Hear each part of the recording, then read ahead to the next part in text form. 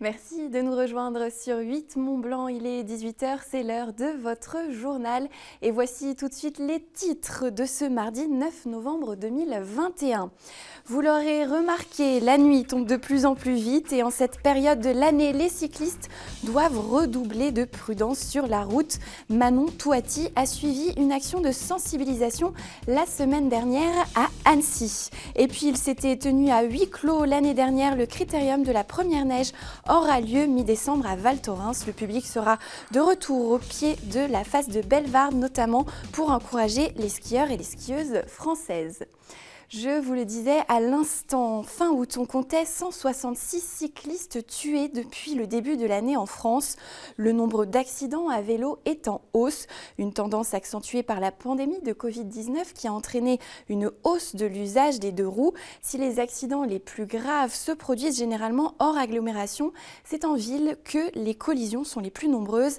Alors à Annecy, associations et élus ont mené une action de sensibilisation des cyclistes. Il y a quelques jours, Manon Touati était sur place, reportage. Les jours raccourcissent, la visibilité diminue et le risque augmente. Lors du changement d'heure, les cyclistes sont plus susceptibles de rouler de nuit. Bon nombre d'entre eux ne sont pas équipés de lumière ni de gilets réfléchissants.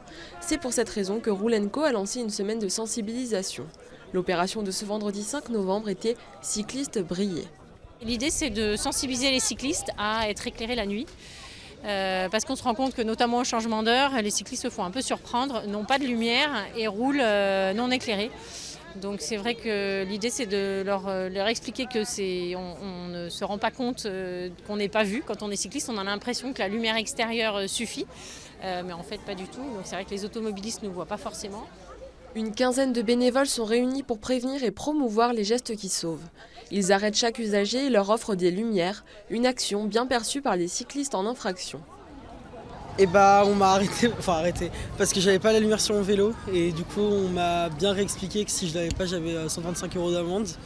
Du coup c'est quelque chose qui est bon à savoir parce que j'ai pas envie d'avoir l'amende, ce qui est assez logique. Moi je savais pas du tout que par exemple je pouvais avoir une amende pour ça, donc c'est toujours bien de le rappeler aux gens parce que moi je savais pas, donc il y a plein d'autres gens qui doivent pas savoir je pense. Cette initiative s'étend sur tout le bassin annécien.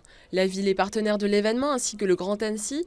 Ils observent une augmentation du nombre de cyclistes quotidiens. Il est donc important pour eux de mener ce type d'action. C'est important parce que le cycle sur l'agglomération d'Annecy, il y a des grandes ambitions. On est en train de développer un schéma directeur cyclable avec plus de 80 millions d'investissements sur 10 ans sur des pistes cyclables, des services, etc. Et avant d'arriver à ce réseau de pistes cyclables sécurisées, etc., il faut accompagner toutes les actions qui permettent de continuer à rouler l'hiver, puisque c'est l'objectif, dans des conditions, l'hiver, l'éclairage, la visibilité. Donc c'est important pour nous, au-delà des infrastructures, d'accompagner toutes les initiatives pour que les gens posent un peu la voiture et se rendent compte que le vélo peut être un objet de déplacement du quotidien à l'année. Depuis le début de l'année, 7 cyclistes ont perdu la vie dans le Grand Annecy. La préfecture rappelle qu'il est important de ne pas baisser sa garde pour éviter les accidents. Il est vraiment important d'être visible, au moins d'avoir des lumières à l'avant et à l'arrière, et vraiment le minimum. Mettez un gilet haute visibilité, vous pourrez au moins être vu des automobilistes. Sachez que sans un gilet, l'automobiliste ne vous voit qu'à 30 mètres. Avec un gilet, il vous voit à 130 mètres. 130 mètres, ça lui permet de ralentir, de freiner, voire de s'arrêter. À 30 mètres, ça lui permet juste de voir avant qu'il vous percute. D'autres actions sont prévues pour continuer de sensibiliser les cyclistes aux risques qu'ils encourent en prenant la route. Et nous restons à Annecy pour parler culture. Pour sa 6e édition, le festival Autour des enfants s'installe dans différents lieux de l'agglomération. Cirque, danse, musique, peinture, de nombreux ateliers seront au programme pour les plus jeunes à partir de 2 ans. Annulé à 2 reprises pour cause de pandémie, l'événement revient du 19 novembre au 16 décembre et c'est un véritable soulagement pour la directrice adjointe de Bonlieu Scène Nationale, l'organisateur de l'événement qui accuse un début de saison plutôt difficile. On l'écoute au micro de Manon Touati et Joanne Lecureux.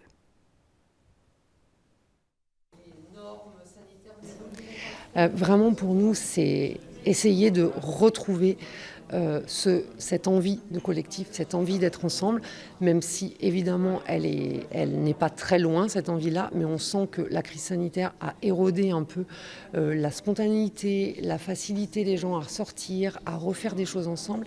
Et là, c'est encore plus vrai, ça l'a toujours été, mais là c'est d'autant plus vrai cette année d'essayer vraiment de remontrer qu'on peut fréquenter des lieux de culture, qu'il n'y a pas de danger, qu'on peut s'y amuser et qu'on peut oublier un peu tout ce qui se passe. C'est aussi pour ça qu'on essaye à chaque année, chaque édition, de le faire avant les fêtes de Noël, que ça soit aussi un moment un peu magique d'entrer dans l'hiver. L'année dernière, on a tous été très frustrés parce qu'il y a eu une année blanche. Et là, c'était le bonheur de retrouver aussi les partenaires, de pouvoir proposer sur un mois et de mettre en lumière les spectacles, les propositions qui sont accessibles au public familial et d'essayer de faire en sorte que le public soit mobile à travers le territoire annécien. Le public qui sera aussi au rendez-vous à Val d'Isère. Il faudra tout de même patienter encore un bon mois pour voir les meilleurs skieurs du monde dévaler les pentes de la station. Ils seront sur place pour le traditionnel critérium de la première neige, une étape de la Coupe du monde de ski alpin. Bonne nouvelle donc pour les organisateurs, la neige devrait être au rendez-vous en abondance et le public fera son retour sur la ligne d'arrivée. 7000 personnes par jour de course sont attendues. Les précisions de Lucas Ruche. Le critérium de la première neige de Val d'Isère est de retour dans un mois pour sa 66e édition. Le premier week-end du 11 décembre sera consacré au slalom et géant masculin, tandis que le week-end suivant accueillera les femmes pour une descente et un super G. L'ancienne skieuse professionnelle Ingrid Jacquemot est en charge de l'organisation de l'événement. Elle est avant tout heureuse de pouvoir à nouveau recevoir des spectateurs. Pour nous, en tant qu'organisateurs, pour le ski alpin en général, on a besoin du public, on a besoin qu'il y ait une effervescence. En plus de ça, on a une équipe de France qui est ultra performante chez les hommes et donc il va y avoir un combat super intéressant, que ce soit en géant, en slalom. Donc on a un peu tous les ingrédients qui sont au rendez-vous pour que cet événement il soit attractif. Même si beaucoup moins de public est attendu pour le week-end de descente féminine, il était important pour les organisateurs que leur visibilité soit la même que leurs homologues masculins. C'est toujours plus difficile de recréer de l'engouement pour le week-end femmes, mais sauf qu'on touche aussi une autre cible. On a décidé aussi d'essayer de tourner notre communication vers ces gens qui vont venir à la montagne parce que c'est le début des vacances aussi de Noël, d'essayer d'avoir cette cible-là pour faire connaître le ski alpin et moi je reste vraiment convaincue et en tant qu'ancienne skieuse alpine de descente qu'aujourd'hui la performance des athlètes féminines sur une descente de Coupe du Monde reste quand même très très élevée en termes d'engagement, en termes de technicité. Si le temps est au rendez-vous, quelques 7000 spectateurs sont attendus pour le week-end des courses masculines. Les prix des tickets s'élevant de 10 à 60 €.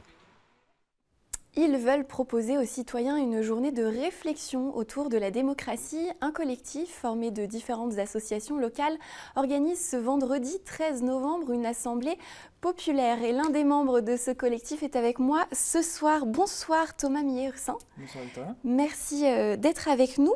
Vous faites donc partie de ce collectif qui propose l'idée de créer une convention citoyenne pour un renouveau démocratique en 2022, inspirée de la convention citoyenne pour le climat qui avait proposé des mesures au gouvernement.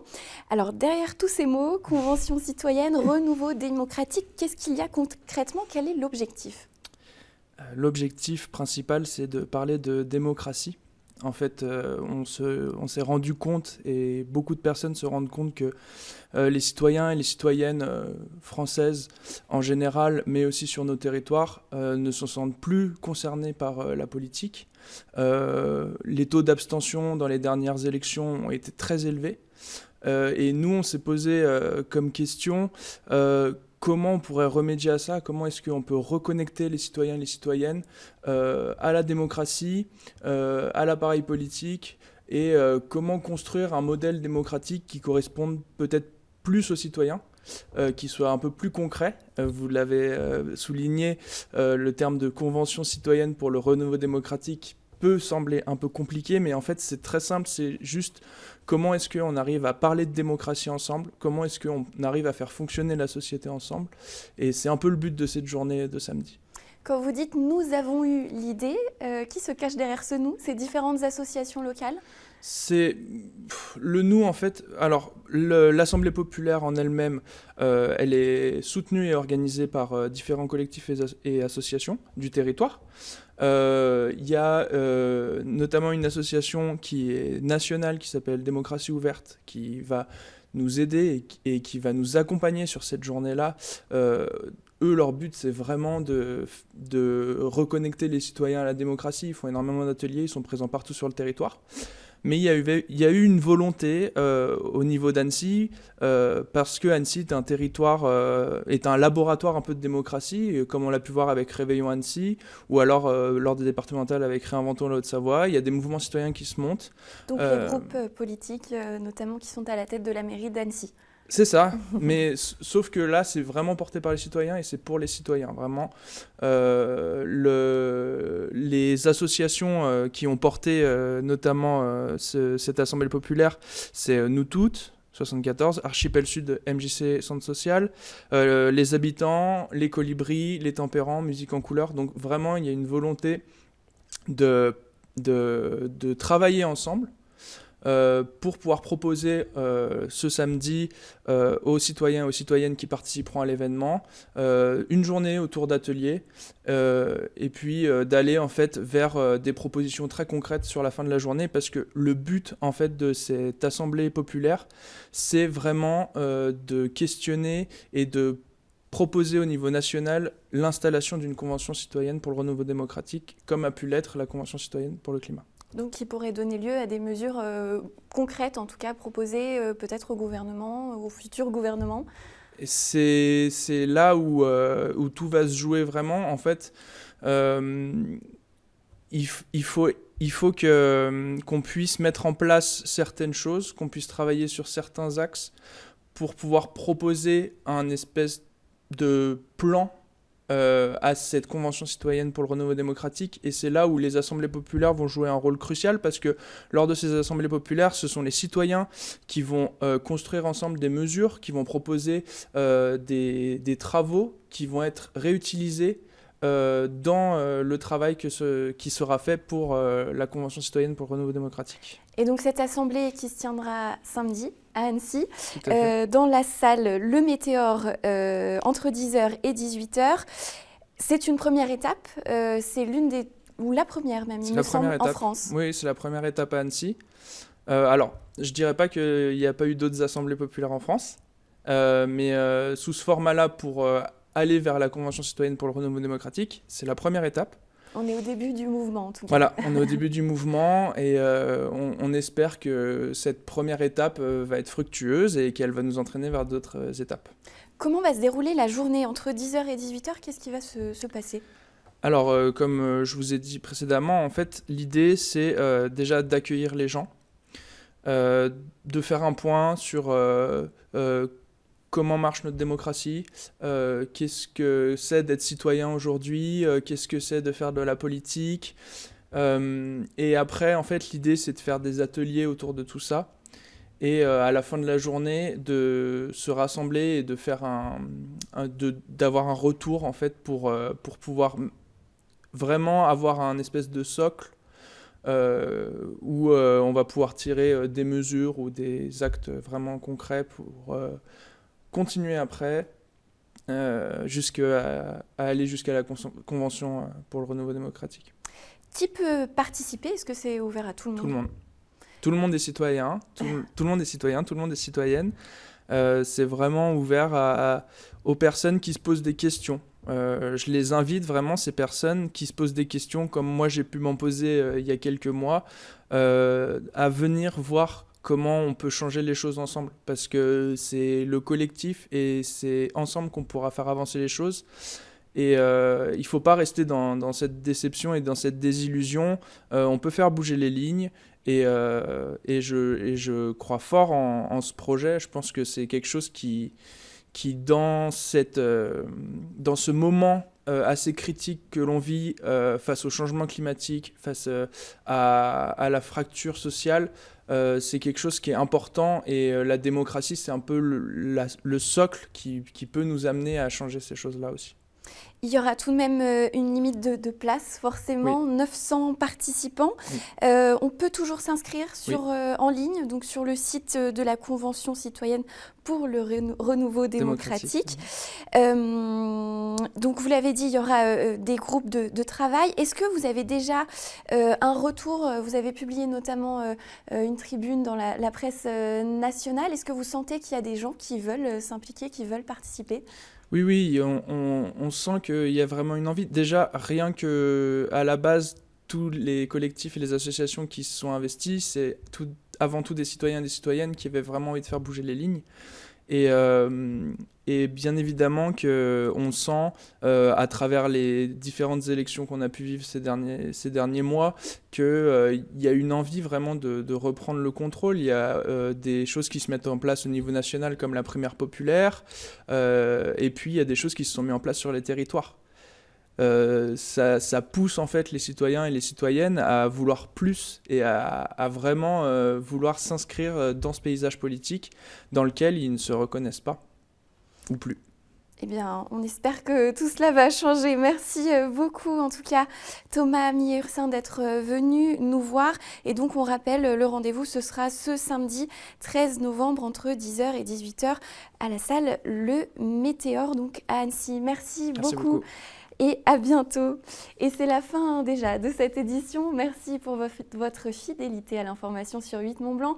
Juste après la météo, vous retrouverez votre émission Panorama. Ce soir, zoom sur le Beaufort avec Marine Schneider. Je vous retrouve quant à moi demain pour un nouveau journal. Belle soirée sur notre antenne.